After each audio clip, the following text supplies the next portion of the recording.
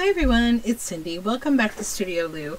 So I'm here today with another episode of Use Your Books, which is a series that I have put together to basically take inspiration from your books and magazines that you have by literally going through them and, making projects that I was inspired by from these magazines. So I've already done one. Now I'm about to do the second from the Somerset Studio. This is volume 18, issue 3 from May-June 2014. And today's project is by Ellen Wilson. You can find her on Instagram as Ella's Edge, and I have linked her below. This is called Gorgeous Nothings, a tribute to Emily Dickinson. So she was inspired, Ellen was inspired, or Ella, by the Gorgeous Nothings, which is an Emily Dickinson book from 2013.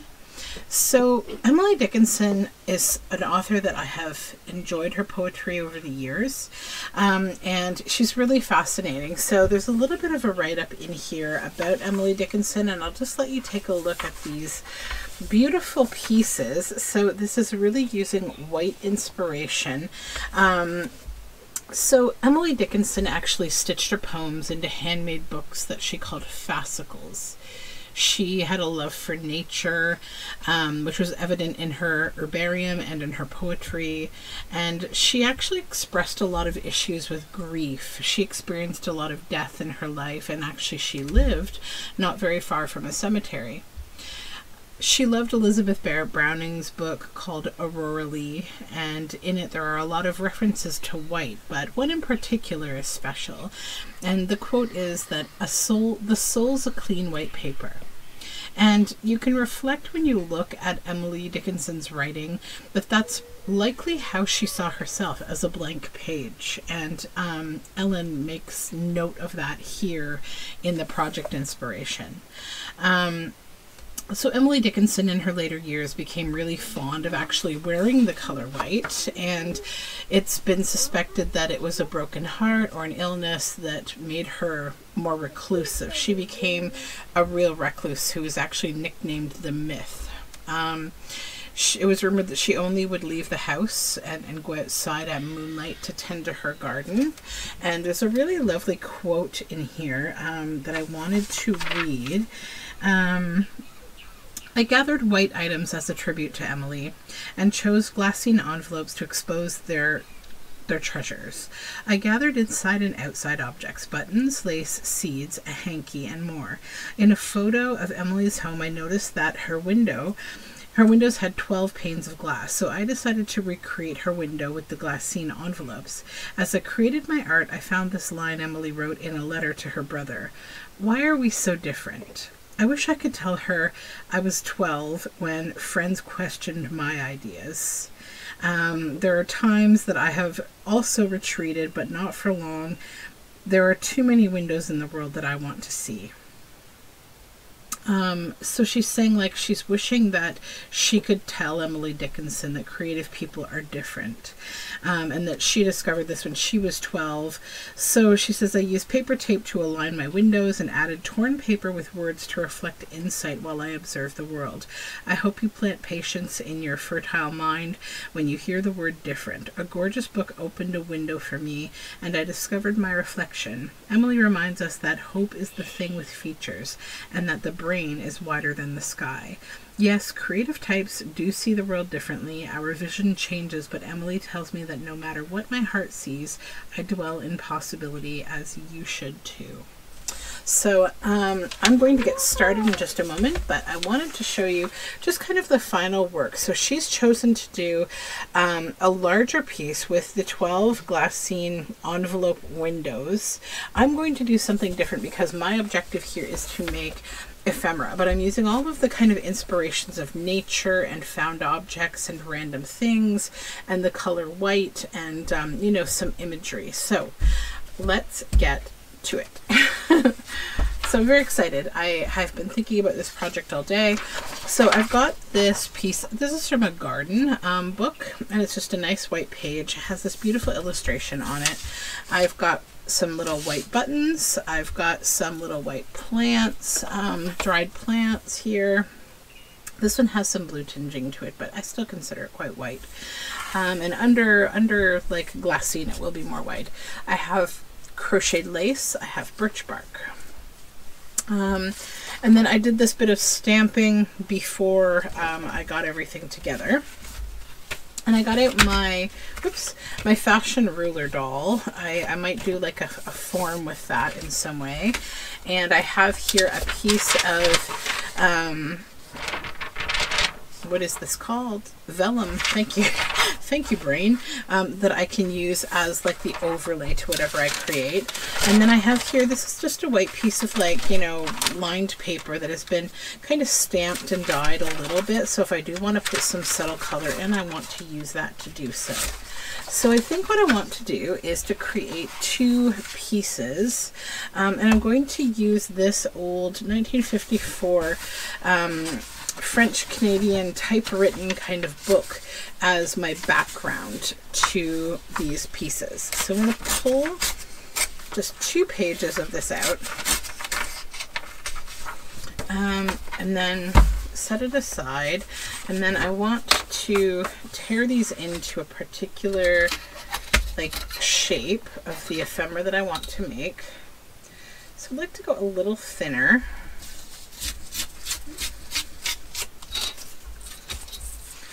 And I'm going to take a little off the top as well.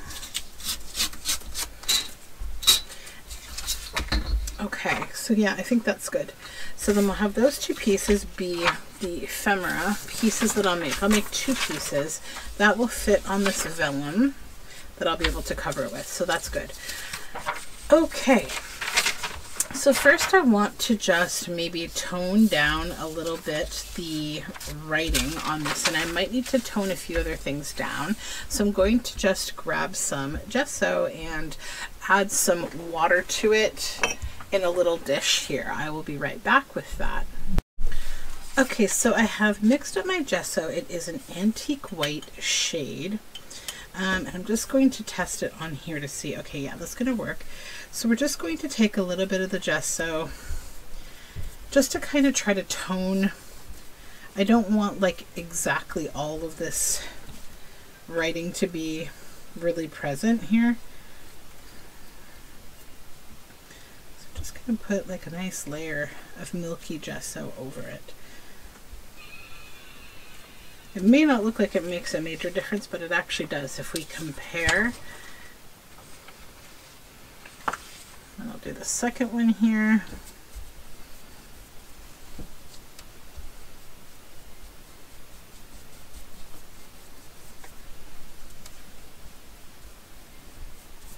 Okay. Then while I'm doing this, I also want to tone down this bit of stamping that I've done. I just think that's a little dark and loud. It's also going to make it a nicer shade of the antique white. I did use a little oxide under my ink, so it's going to give me a little bit of a smudgy effect, which I'm good with. Okay, so now I will just dry all of these elements. I will be right back. Okay, so I have dried these pieces, all 3 of them, and I have grabbed a couple other white-ish things. So one is this braille vellum paper, and the other is some music sheet that's vintage, so it's like a little bit yellowy. So what I want to do with those is, this is where I want to create, well, with this one I want to create my sort of interest, which is for me this piece of paper. I want it to be the shape of her. So I'm going to just grab my pencil here, and hopefully this one works. These are a little inconsistent most of the time, these pens. It'll be okay though. And I'm just going to trace this fashion ruler shape out here. Just to about the ankles. I don't need to go all the way down because I suspect this will get kind of cut off at a certain point.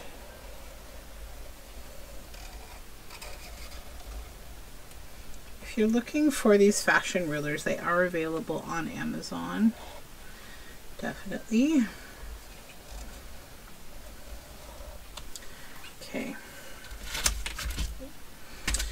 So let's get this off of here.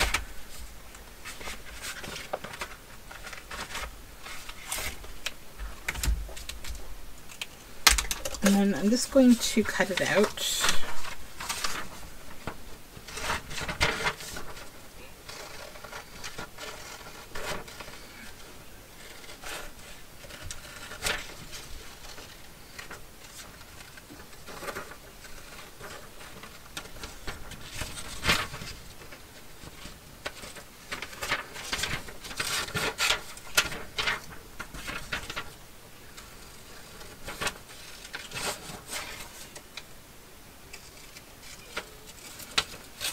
Oopsies. This is really delicate paper.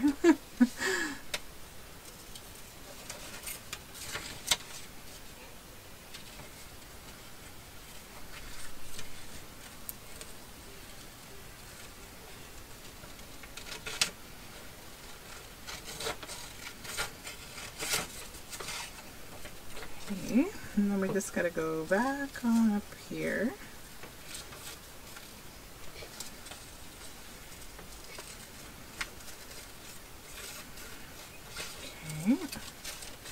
And then we just need to cut the middle out between the legs.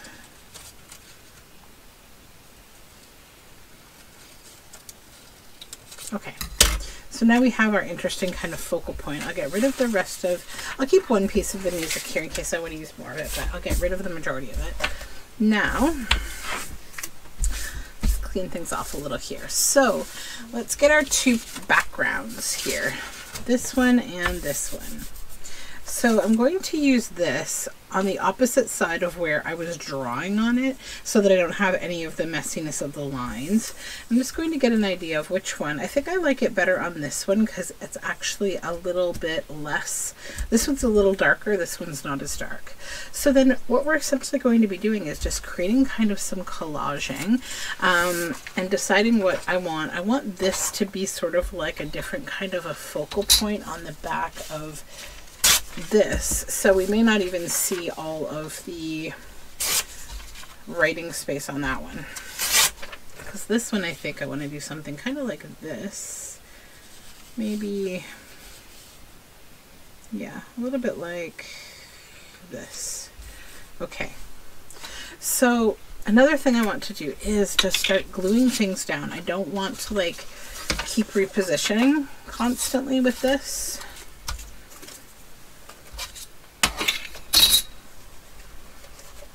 Okay, just got to arrange a few things out of the way, move some stuff around, because this is where we're going to get hopefully the bulk of the work done, and start arranging things, because this part hopefully goes a little quicker. So I know that for this one, or for this one maybe, I want to use this braille, and I'm trying to decide. I kind of like the symbolism of the braille on the body. So that one I think I will use on there, but there's a few other things that I want to do before I add this topper. So let's glue down this body shape. Make sure that I glue it on the right side here, the side that has the leftover black lines. And I just need to be a little careful as I'm adding the glue, because this is delicate old music paper that wants to tear, but we're not going to let it, hopefully.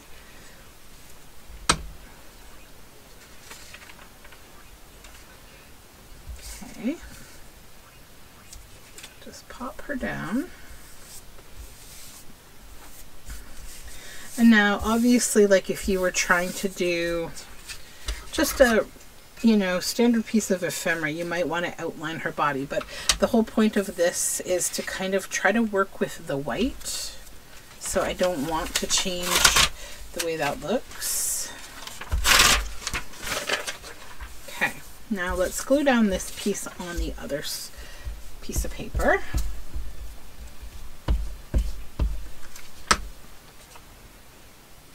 About there. All right, then I also grabbed some strings and things too. So now we need to just decide how we want to collage the rest of this. feel like I want to use a little bit of the thread on this one, maybe as kind of an abstract image of hair. And I want to get this little bit of blue out. There we go. Okay, so what I'll do is I'll take a little bit of Fabri-Tac glue, or 3-in-1. This is Fabri-Tac this time. I'm just going to kind of go right over the top of her head like that, to just have something to hold a bit of the hair, whoops, on. Then put that there.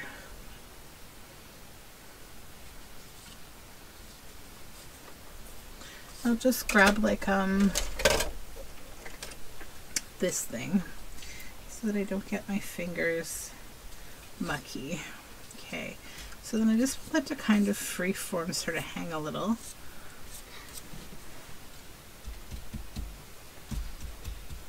There we go. And then over here with these plants, I think I'd like to add some plants. But this one I think is so delicate, I might want to put it on this side actually. And then here, maybe the birch bark. I'll throw a little bit of glue on the birch bark. Keep in mind we're going to be trapping all of this underneath the vellum, so I don't need to be too obsessed with how it's going to stay stuck down. I'll also be stitching, so I'm not too concerned. So I want to use a little bit of this lace, and I'm going to cut it out here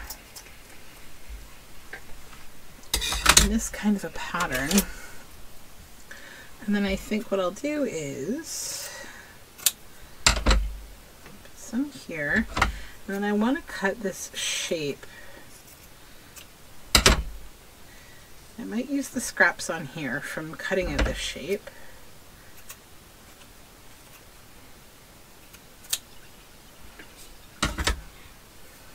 And I want to add that down here. So I'm going to use this to kind of be like a bit of a seal to glue down these plants as well.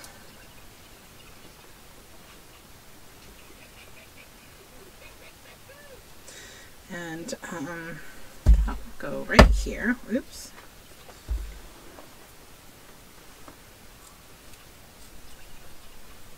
Just like that.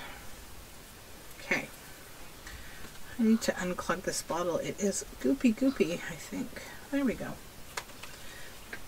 And then I think I will add a couple little bits of glue here, here, and here where I want to put the lace down.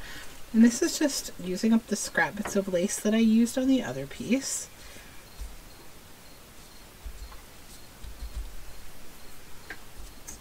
Now the buttons, I definitely would like to put a couple buttons in here and also a couple in here. And I think I might just leave them as floating objects. And the same is true for like this floral, these dried flower petals. I want them to be kind of floaty bits too in both of these pieces.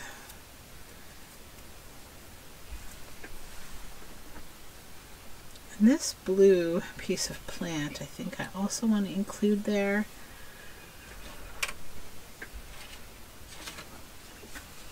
And then maybe to just tie these two pieces together in some relationship that we understand they were created together, I'm going to put them in this in here. And where is my stamping and my paper? Okay, just put this pin in the glue here. Okay, so the stamping is here. And I'm going to take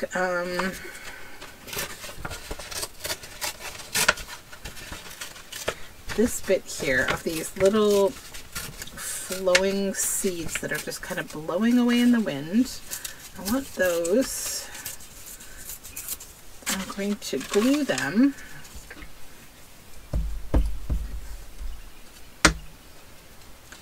just sort of under the hair, coming off the shoulder of this figure.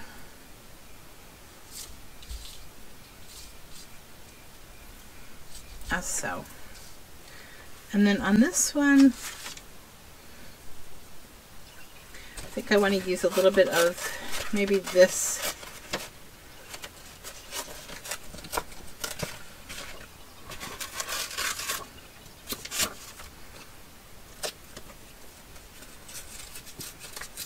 I'm going to keep the text that says love birds, and I'm going to keep the plant because if we think about Emily Dickinson, she had a love for nature. So I think I'll put that on maybe right here. Oopsies. It's the trouble when you don't have everything glued down and you stick things to your fingers because your fingers get gluey. It's bound to happen. All right, so we're getting a little closer to being almost done the composition of this. Then what I want to do next, I think, is just take a little strip of this scrappy white fabric here, and I'm going to just put some glue on it, and I'm going to put it right over some of these stems just to stick them there.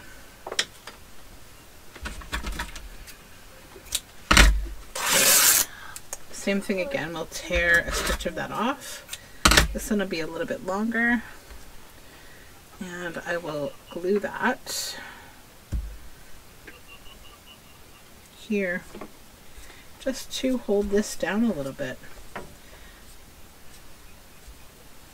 Okay, so I feel like I'm kind of happy with both of the compositions here that I have, that I don't need to do a lot more.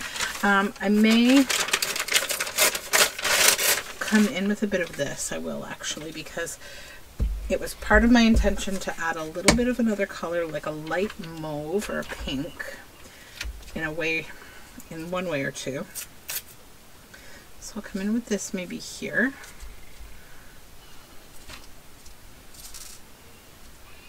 Get our button back on here. And then over here.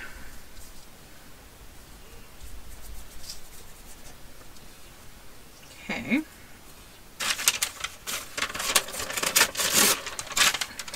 And this one as well, I'll do the same thing again to just make them like related to one another, that they were created together. This one can go here. Flowers on top of it. And I feel like this one I probably could add a little bit of maybe this yarn, little tiny scrap of yarn here. And there's a little tiny red fuzzy stuck to it, and I'm going to leave it there. Just a tiny little thing. Then I have this washi. All these little threads are all stuck to my fingers. Okay, I'm going to use a little tiny bit of this. It's like a white washi with like a gentle floral kind of on it as well. I want to just move this hair because I do still want to see the outline of this figure. Now I'm feeling like I might want to add something, because now that I've added a little bit more to this, it does need a bit of an outline. So, you know, as these things go, we're being inspired by an idea, but like we're not necessarily replicating it exactly. We're using that inspiration. So you don't have to be like obsessed with sticking to the brief, right?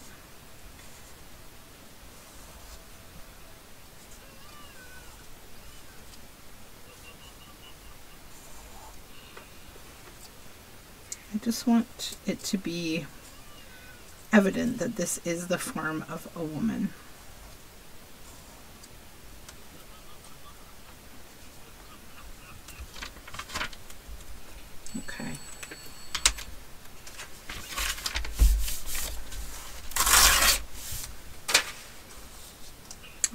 then what I'm going to look for now is just a quick like bit of a word snippet maybe. Sorry, I just bumped the camera.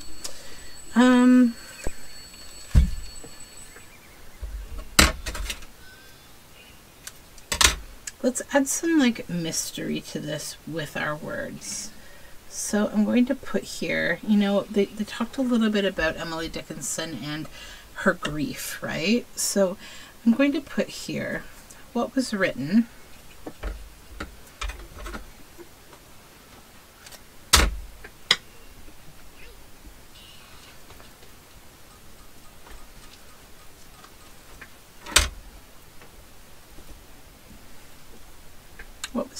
had no meaning.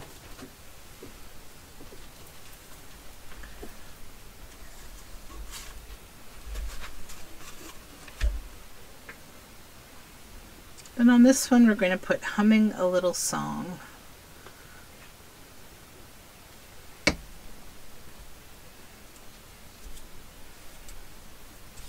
And that sort of gives like two completely different emotions.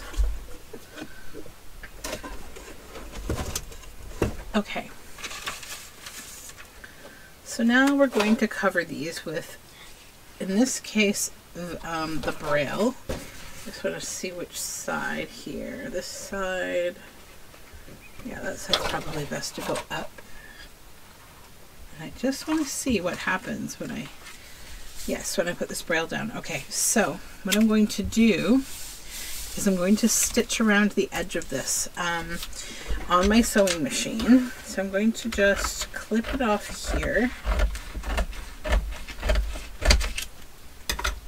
And then this one, I don't know if it will actually cover it as well. It may. I'm going to have to change the shape to make it ever so slightly smaller. I don't know.